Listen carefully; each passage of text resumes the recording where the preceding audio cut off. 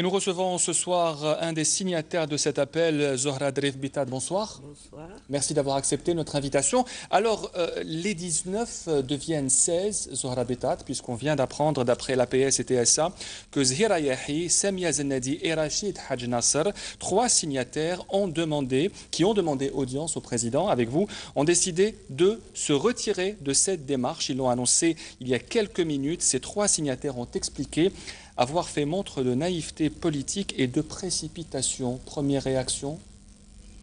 J'attends de voir leurs arguments. leurs déclarations. Je C'est viens ça. d'apprendre par vous. Il n'y a eu Je ni réserve. manipulation, ni contrainte, mais nous avons fait montre de naïveté politique et de précipitation, ont-ils écrit. Pas de naïveté politique. Est-ce que ce n'est pas un coup porté à la démarche des 19 que 3 se retirent, Madame Dref? Non, il y a la liberté. Nous avons respecté la liberté des uns et des autres.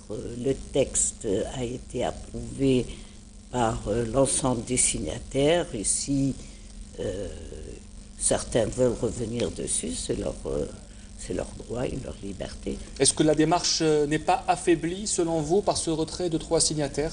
Les 19 qui deviennent 16 maintenant? Pas du tout. Non, parce pas que vous d'affaiblissement. savez, nous avons des centaines et des centaines d'appels de personnes qui veulent signer le texte et nous leur expliquons qu'il ne s'agit pas d'une pétition, que c'était une démarche faite par un groupe de personnes et qu'on s'arrêtait. Bon, vous verrez peut-être plus tard. Mais donc, bon, 300 partis, il y a des centaines qui veulent... Ils vont peut-être revenir. Qui suivent la démarche. Alors, 11 jours après cet appel des 19 qui a été formulé le 1er novembre, il n'y a toujours pas de réponse de la part du président de la République? Non. Quelle est la démarche à suivre? Qu'allez-vous faire maintenant? Bon, nous savons que le président de la République a un calendrier très chargé et nous avons décidé d'attendre encore quelques jours et à ce moment nous aviserons. Alors, comment expliquez-vous le fait que vous, qui étiez très proche du président, parmi ses proches amis, soyez écarté du cercle présidentiel? Ça fait des années que vous ne l'avez pas vu. Est-ce que c'est une des raisons qui vous a poussé à chercher à comprendre? Non, ce qui m'a interpellé, et puis ce n'est pas d'aujourd'hui, j'ai à plusieurs reprises, en qualité de sénatrice, sur le débat ou de débat de politique générale ou sur un texte précis, fait des remarques sur certaines dérives. Donc je veux dire, ce n'est pas la première fois que j'élève la voix pour attirer l'attention des responsables sur des dérives et des dérives qui sont allées en s'accentuant. Donc... Mais là, vous avez le même discours que l'opposition, qui dit aussi qu'il y a dérive. Donc vous êtes d'accord avec les partis d'opposition qui pensent qu'il y a dérive aujourd'hui au sommet de l'État? Pour vous, il y a dérive, mais ce n'est pas le président. Les points sur lesquels nous sommes interpellés. Ce que nous demandons en qualité de citoyens, c'est de rencontrer notre président pour lui exposer les soucis et les questionnements qui nous interpellent. Voilà, nous sommes dans une démarche citoyenne, légale, et qui se résume en un truc, mon Dieu, très simple. Alors vous... En quoi une demande faite par des citoyens d'être reçus par leur président a pu soulever le tollé général. Alors, en parlant de tollé, comment expliquer ce tollé, les réactions assez violentes du secrétaire général du FLN et du RD qui a dit qui sont ces gens-là? Madame Toumi, sur ce même fauteuil, a répondu à une partie de ces questions. Ça vous a choqué qu'il y ait un tollé après la publication de cette lettre? Moi, ce qui me frappe et qui conforte ma démarche, c'est que des personnages politiques ont répondu à une lettre qui ne leur était pas adressée. Elle est adressée à Monsieur le Président de la République. Mais ils ont le droit de donner leur avis. Pour le moment, le contenu de cette lettre est adressé à Monsieur le Président de la République. Il est, au terme de la Constitution, gardien.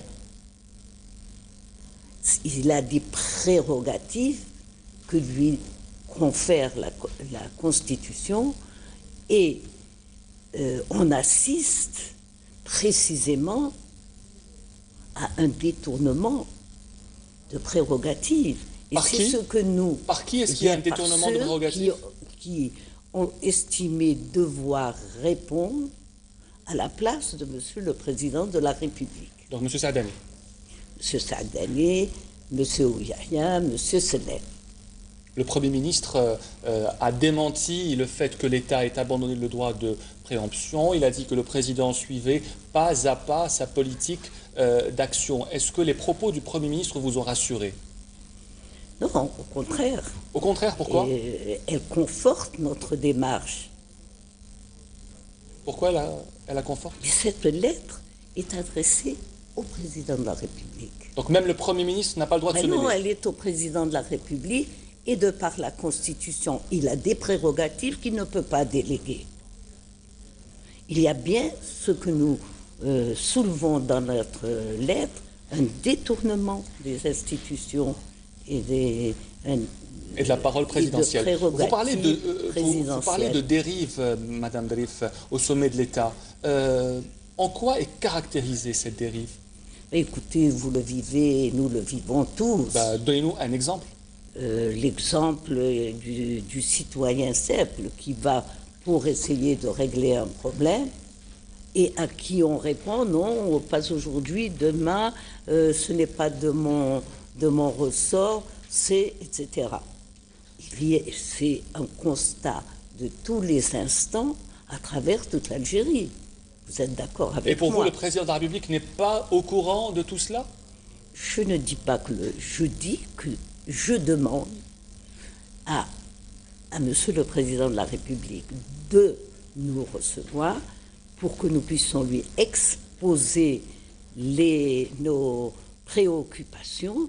Et c'est à ce moment que je pourrai vous répondre avec assurance et netteté. Vous ne vous êtes pas dit que peut-être que le président n'a pas envie de vous recevoir? On verra bien. Et si c'était le cas? On avisera. Vous aviserez la presse? Pardon? Vous aviserez qui? On avisera de la suite à donner. Est-ce que selon vous, aujourd'hui, 11 jours après cet appel, est-ce que selon vous, le président est au courant de cette démarche des 19 qui devient celle des 16? Est-ce que pour vous, il est au courant aujourd'hui? Je ne peux pas répondre à votre question. Aucune information ne vous a été donnée par la présidence de la République? Non. Rien du tout? Pour le moment, rien. Alors, vous dites que certaines décisions ont été prises au nom du président de la République et non pas par le président. D'après vous, la mise à la retraite du général Tofir fait-elle partie de ces décisions? J'ai déjà répondu à cette question. J'ai bien dit que concernant ce volet, je n'ai pas les éléments nécessaires pour pouvoir répondre avec clarté à la question que vous posez. Et le sort du général Belhadid, dont l'avocat vous a interpellé en disant que vous aviez quasiment les mêmes revendications, celle de savoir qui décide à la place du président? C'est la même réponse. Je ne connais pas le général Belhadid.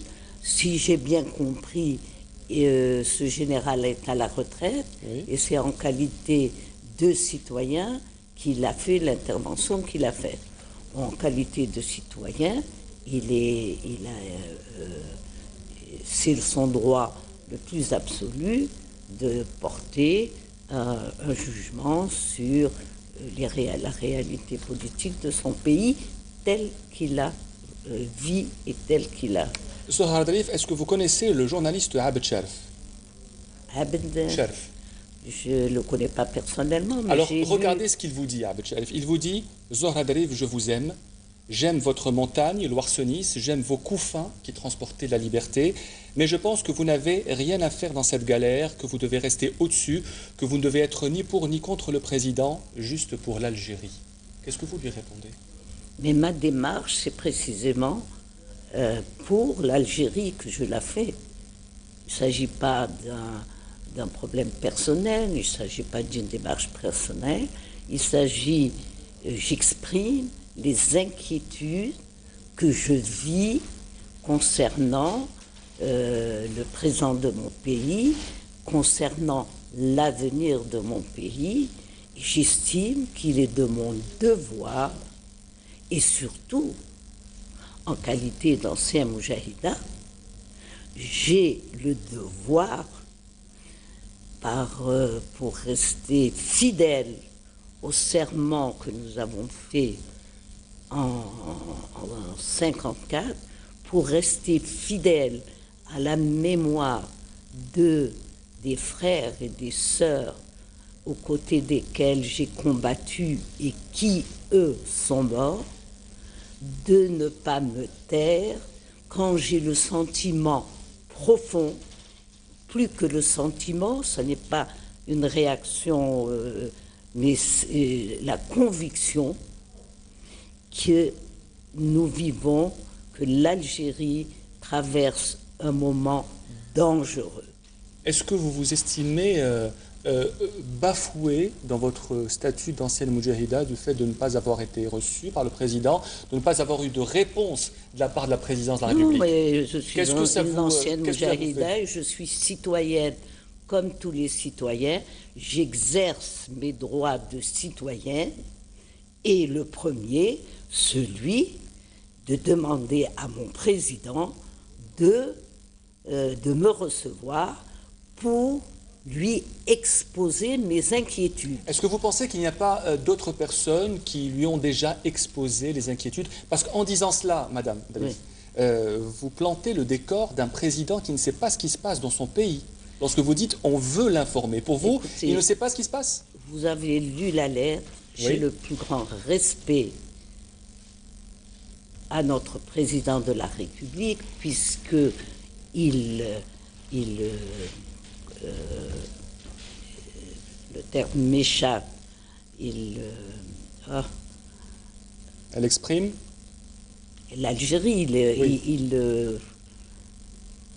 bon, j'ai le plus grand respect à notre président de la République, qui au terme de la Constitution, représente l'Algérie. Je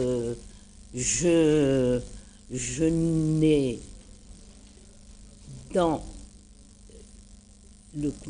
la lettre qui respecte toute la légalité, je ne fais qu'exprimer les inquiétudes sur des dérives que nous vivons depuis un certain temps, et j'ai besoin, c'est le mot et incarné je demande que vous cherchez, à mon président qui incarne, c'est le mot que vous cherchez, qui incarne exactement l'Algérie, la souveraineté et l'État algérien, de recevoir des citoyens qui, oui, allez-y. Voilà, qui veulent... Qui les reçoivent. Est-ce que vous avez essayé d'approcher l'entourage du président de la République? Mais écoutez, ce n'est l'entourage... Est-ce que vous avez essayé de le faire? Mais non, l'entourage du président de la République n'a pas les prérogatives. Je ne sais que le président ne peut pas déléguer les pouvoirs que lui confère la Constitution. Donc, constitutionnellement, c'est exact. En étant légaliste, en respectant les règles juridiques de mon pays, je mets en conformité ma démarche à tout l'arsenal juridique et les règles. Est-ce que pour vous, la situation est grave actuellement, Zohra Darif? Oui, c'est ma conviction. Pour quelle raison elle serait grave? En quoi elle serait grave aujourd'hui, la situation? Qu'est-ce qui vous inquiète aujourd'hui en tant qu'ancienne moudjahida dans ce qui se passe aujourd'hui? Et c'est quand même, arrêtons de nous mettre un bandeau sur les yeux. Il y a une dérive très grave, une dérive institutionnelle. il y a, on vit à un moment, quand vous discutez et quand vous allez au fond des problèmes avec certains responsables, des fonctionnaires et même des ministres, ils vous disent très, très, très honnêtement que nous vivons un moment où les personnes qui ont le pouvoir de faire n'ont pas la responsabilité de ce qui est fait, et ceux qui ont la responsabilité de faire n'ont pas le pouvoir de faire. À ce moment, rien ne peut marcher, tout est ligoté. Et il y a encore beaucoup d'autres graves anomalies. Zohra Drif Bitat, merci d'avoir répondu à nos questions. Nous aurons plaisir de vous rencontrer bientôt. Vous avez réagi en direct, surtout au retrait de 3 signataires du manifeste des 19. Merci d'être revenu.